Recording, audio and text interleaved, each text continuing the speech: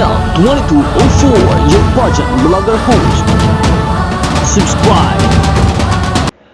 Magandang araw Pilipinas and good day pageant lovers. Muli congratulations to our Miss Universe Philippines, Chelsea Manalo, dahil isa siya sa naimbitahan sa isang mahalagang selebrasyon sa isang sikat na brand dito sa Pilipinas.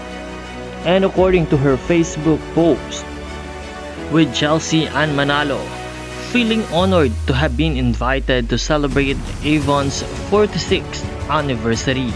Cheers to decades of empowering beauty, confidence, and women around the world.